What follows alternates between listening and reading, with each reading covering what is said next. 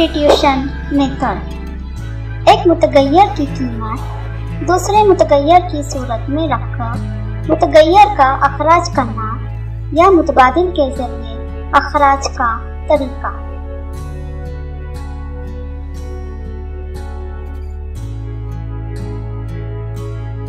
मुतगय्यर का अखराज करने का एक दूसरा तरीका है मसावात के एक मुतगय्यर की कीमत दूसरे मुतगय्यर की सूरत में निकालकर इसे दूसरी मसावात में रखकर पहले मुतगय्यर का अखराज कर सकते हैं। इस तरीके को हम कुछ मिसालों के जरिए समझ लें। अब हम सब्स्टिट्यूशन मेथड के जरिए एक मिसाल को हल करेंगे। सबसे पहले हम इक्वेशन को नंबर देंगे, equation number 1, equation number 2।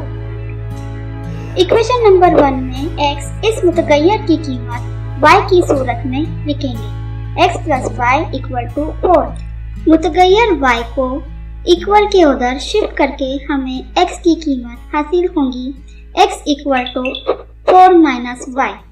x की कीमत को इक्वेशन नंबर 2 में रखने पर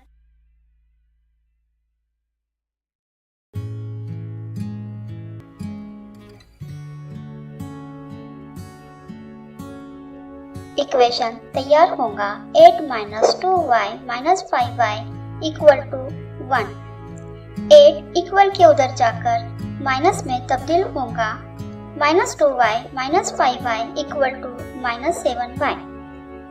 8 minus 1 equal to minus 7। Minus minus cancel होगा 7 इक्वल के उधर जाकर तकसीम में तब्दील होगा y equal to 7 divide by 7। 7 cancel होगा y की कीमत हासिल होगी 1। y की कीमत मसावात नंबर 3 में रखने पर x equal to 4 minus y की कीमत 1 रखने पर x equal to 4 minus 1 equal to 3। x की कीमत हासिल हो गई हमें 3।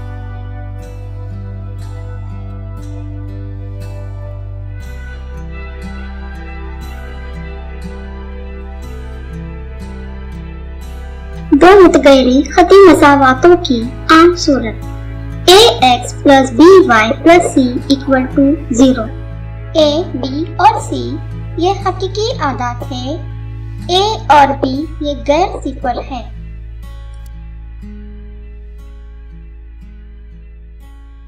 x और y इस मसावात के मुतगय्यर वेरिएबल है।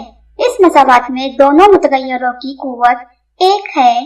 ये एक खती मसावात है।